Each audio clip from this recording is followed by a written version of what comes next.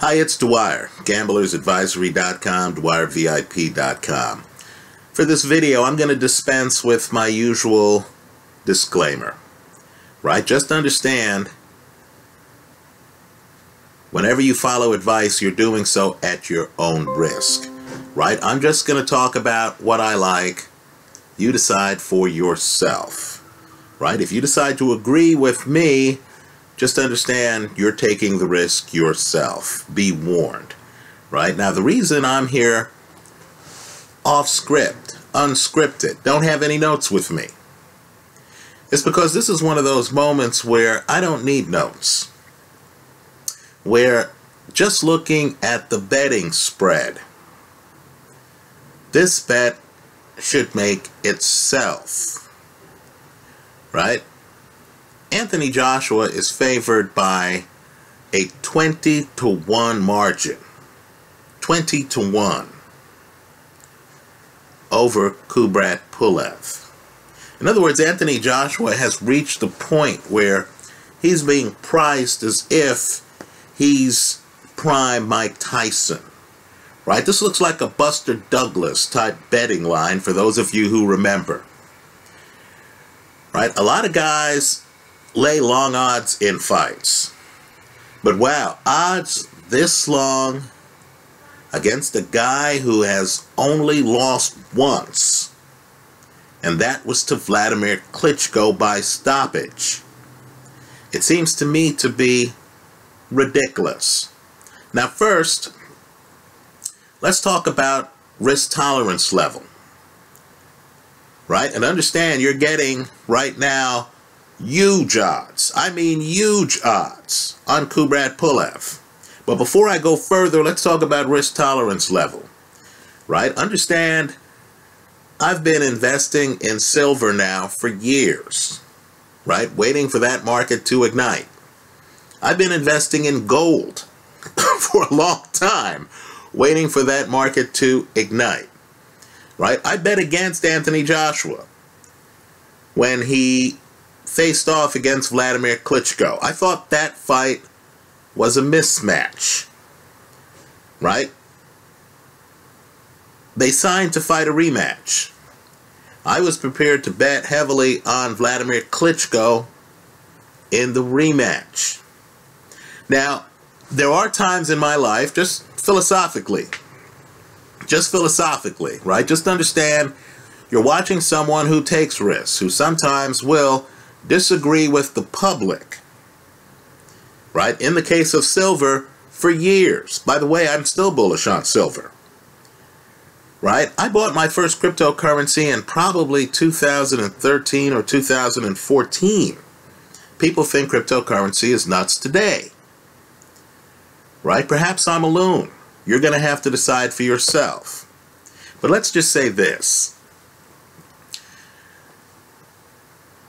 When I hear that it's different this time, when I hear that someone is great, someone who has never gone the distance in a fight,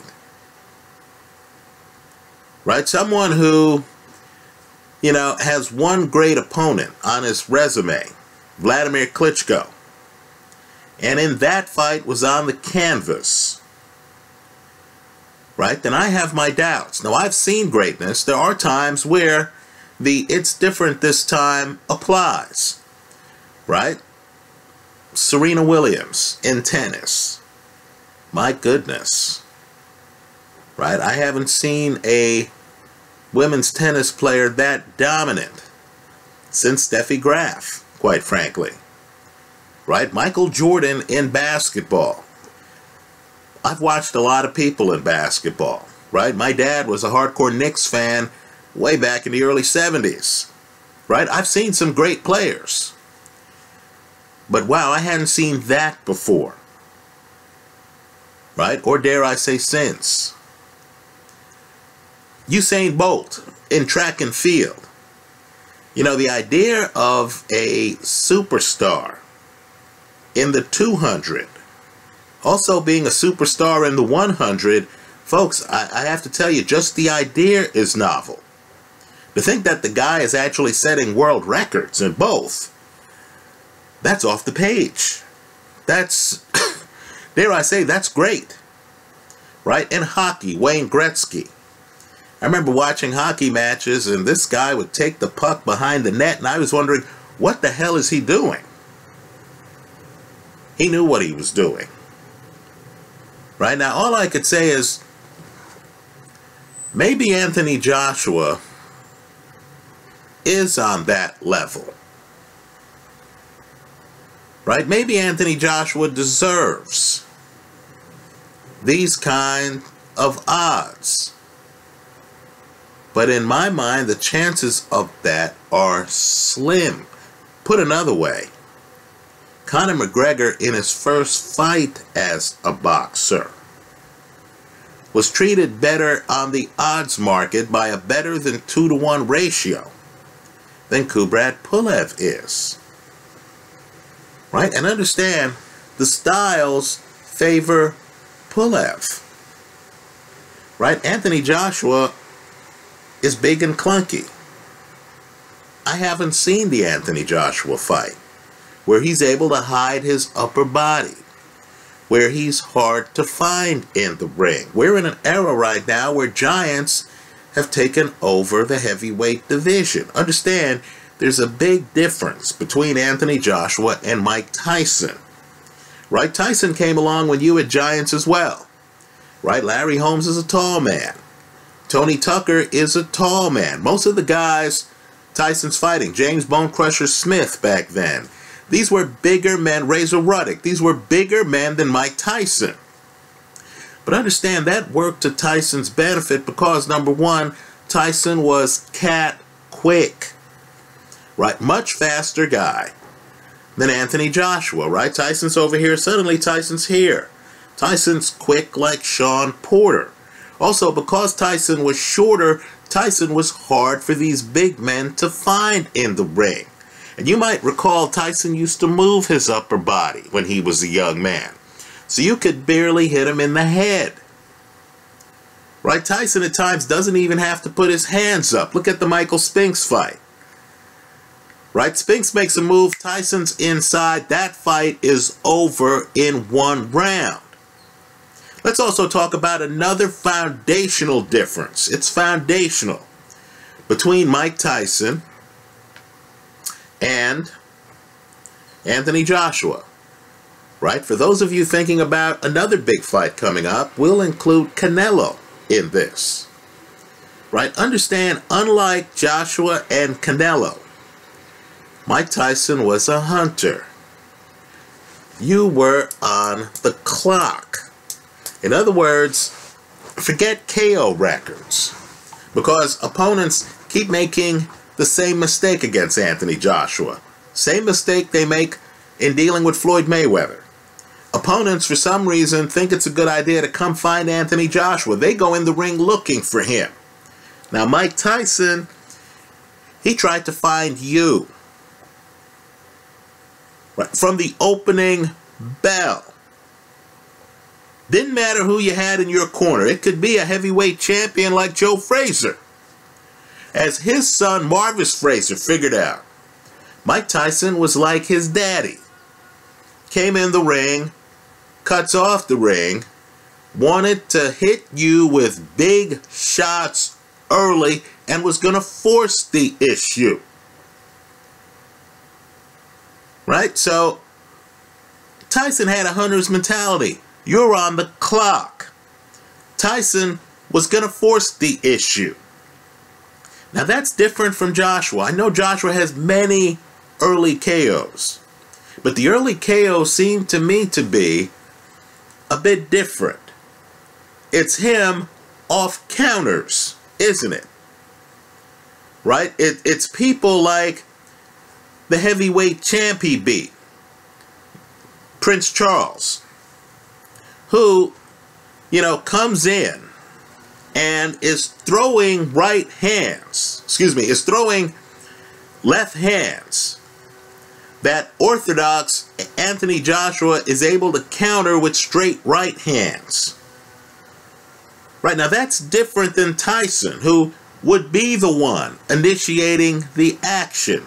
He'd be the one trying to get you over to the ropes. This would be happening in the first 3 minutes of a fight. Eventually, guys figured out that the way to deal with Tyson was to hug him. Right? This is prime Tyson. Now, with Anthony Joshua, all I'm saying is Joshua, in many ways to me, is like Joseph Parker. In other words, Joshua's physically imposing, but he doesn't impose himself physically.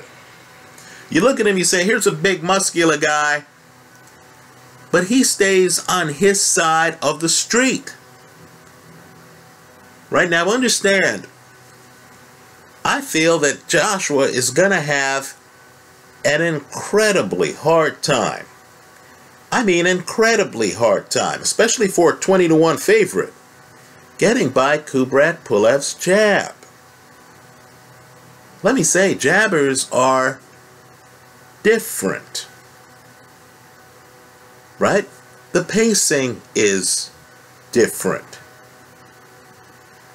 They're there prepared to go the entire fight. They're not in a rush to knock you out. Because their game relies on them hitting you in the face with a jab and maintaining distance. The pace of the fight's never going to get chaotic enough for a sleepy fighter like Anthony Joshua to wake up and get motivated. Let me also point out, in another fight, Hughie Fury against Joseph Parker. I'm just telling you, while both guys have great jabs, only Fury knows how to use his. Only Fury has confidence in his jab to make it the main course. Right? Fury's a live underdog in that fight, especially since that fight's in his backyard.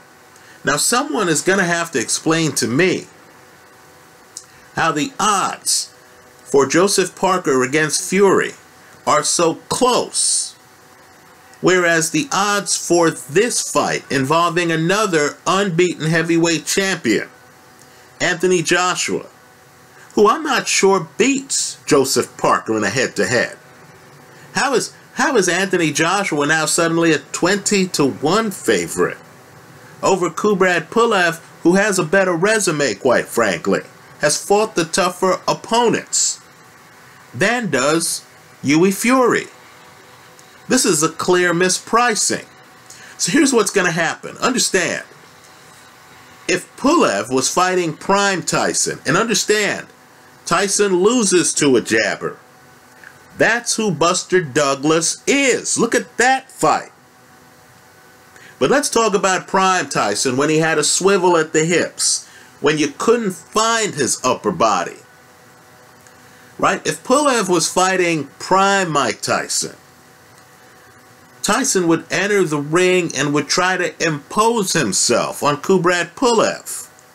Pulev would have to worry about the spaces between his jabs. Would his jab be enough to keep Tyson off of him? Not only that, Pulev would have to worry about landing his jab. In other words, Tyson wouldn't be 6'6", 6'7", unable to go anywhere. Tyson would be bending at the waist. Right? The understanding would be, you throw a jab at Mike Tyson. If you miss him with it, he's coming in with power shots. Look at how he treats Marvis Frazier. Right? Look at how he treats Larry Holmes, who is on his toes winning that fight, in my opinion. Before Tyson gets inside once, then it's over. Right? Anthony Joshua isn't going to push the issue. He's not pushing the ball up court. A jabber like Pulev knows that if the rounds are slow, Pulev is going to win the rounds. I quite frankly don't see how Anthony Joshua is going to outbox Pulev. I don't care what the casino's odds are. If the fight goes to a decision, even in Joshua's backyard, I think Pulev wins the fight. on the scorecards. Right? Let me just say this too. If Pulev, here's what jabbers do to you. And I was raised in the 70s. You had a heavyweight with a great jab, Larry Holmes. In fact, in the 70s, if you didn't have a great jab, I'm not sure how viable you were. Understand, George Foreman had a great jab. Right? Well, all I'm saying is understand the way jabbers operate. The fight doesn't start until you get by the jab. How is a knockout artist who isn't that mobile, like Anthony Joshua, gonna be able to get by Kubrat Pulev's jab? Because understand, folks, he has to win this fight. Now maybe he overpowers Pulev. If so, understand you could take care of that at significantly better odds than taking Joshua straight up, simply by hedging the play, right? By having as part of your betting portfolio Anthony Joshua by KO. So here's the bet I'm recommending, and it might surprise some people. I like Kubrat Pulev to win the heavyweight title. I like Kubrat Pulev to win the fight, hedged with Joshua by KO. Right? Understand, when the casino is giving you the huge odds you're getting on Pulev right here. And what I'm going to do is invite my subscribers to list the odds they're getting on Kubrat Pulev, or the odds they've seen on Kubrat Pulev, in the comment section of this video, so people can see what several sports books are offering. Then that's an easy bet to hedge. Because when the underdog is going off at between 10 to 1 and 17 to 1 odds, then understand, in terms of expected winnings, I can then take a portion of those expected winnings, and they're huge. Right? They're huge. I could take a portion of those expected winnings, and I can place them on Joshua by KO just to break even. I don't like the style matchup here. I don't view Joshua as an elusive fighter. Vladimir Klitschko decided he was going to try to up the tempo on Joshua. This is a guy who had sparred with Joshua. That's Vladimir Klitschko on his front foot in the early rounds against Anthony Joshua. Now, it would have been interesting because Vladimir Klitschko has a great jab. It would have been interesting if Vladimir Klitschko decided to be on what we call in the trade his back foot, flashing a jab, daring Joshua to try to get by the jab to get to him. Understand, there's a price you pay for getting hit with jabs. That's when your face gets busted up. That's when an eye gets swollen shut. Does anyone remember Paulie Malignaggi winning the title against Shevchenko? Right? A good jab is a beautiful thing. If Anthony Joshua can't get inside on Kubrat Pulev and starts getting busted up, I'm just telling you, he's going to get discouraged. He's going to start to panic. Folks, look at Kubrat Pulev's body of work. He fights Alexander Ustinov. Right?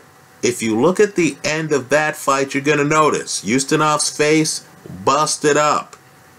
Big man. Ustinov, bigger man than Pulev. Ustinov's face busted up. Ustinov, the big man, and it's psychological, could not get inside. This is a former kickboxer. Dare I say, Ustinov's a better athlete than Anthony Joshua, as politically incorrect as that may sound. Ustinov, who has some foot speed, could not get inside on Kubrat Pulev, in essence quits at the end of that fight. Right? Pulev has no problem with the fight being measured. A lot of Joshua's opponents have fights that go off the rails, right? Dominique Brazil, if you're watching him in action, you know his fight's gonna be a helter-skelter type of affair. He's had several of those, right? Several of those. Look at his recent win over Joseph Parker stablemate, right? By contrast, Kubrat Pulev fights look methodical, have a certain pacing to them, even when he's fighting hyper-aggressive opponents like Derek Chisora. Revisit that fight. The styles here don't mesh for Anthony Joshua. The bet I'm recommending is Kubrat Pulev to win the fight at huge odds. Right? Kubrat Pulev to win the fight. Hedged with Anthony Joshua by KO.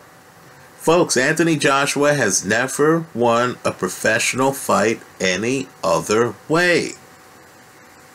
You're kidding yourself if you think Joshua is suddenly going to show you a lot of head movement, that Joshua is suddenly going to be able to hide his body, that Joshua is going to be able to outbox Kubrat Pulev. It's not happening. Let's also play profiler here for a moment. Let's talk about one of Kubrat Pulev's worst moments in the ring. He gets dropped. He's unbeaten at the time, right? He's only had one loss. Let's look at that loss.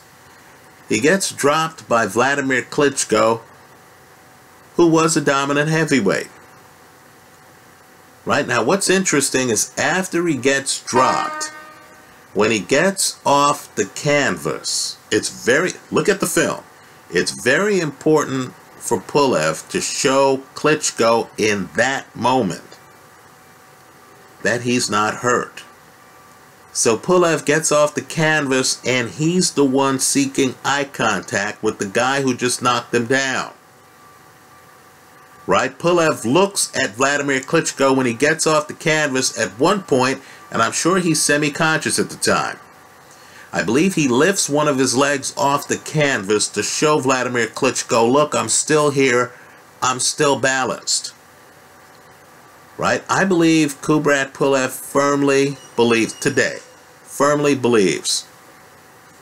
that he was the better fighter than Vladimir Klitschko.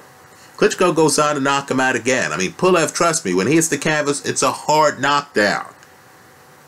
Right? But just understand, in a title fight, in the moment, hitting the canvas, badly hurt, right? Kubrat Pulev shows you who he is. He's a bit of a narcissist. He really believes he's the best. He's not a guy who panics in a title fight and then decides, how do I run from Vladimir Klitschko? No, he's the guy who gets knocked down and wants the guy who knocked him down to know, I'm still here. You got lucky. I'm still coordinated.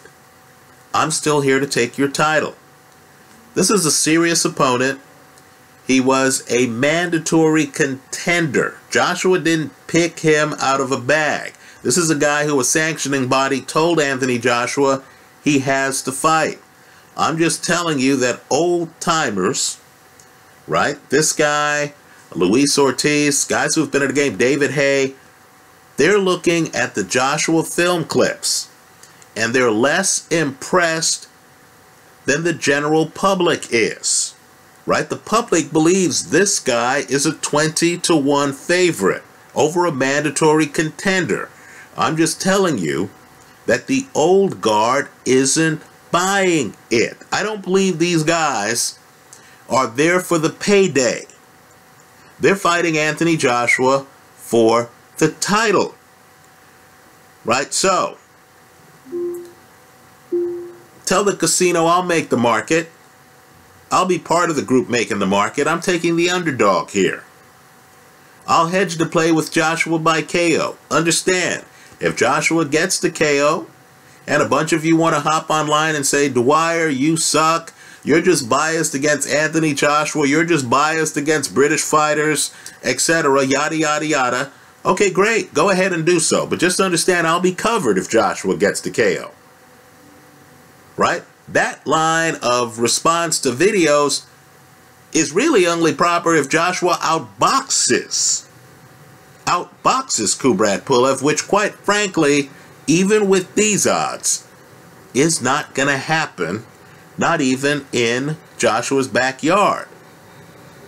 But understand, I also want to hear from you if Kubrat Pulev shows up, dusts off a 1970s era jab, and Joshua gets ripped up, looks confused, doesn't know how to get inside. Right? Folks, the cat's out the bag on Joshua's uppercut. Everyone knows about it now. Right? I believe Pulev is a student of the game. He saw Vladimir Klitschko trying to hunt down Joshua. Right? He saw countless people trying to hunt down Joshua. Right? Dylan White trying to hunt down Joshua. What Pulev wants to do is to just turn the fight into a boxing match, not hunt down Joshua. Pulev is fine if no one hunts down anybody.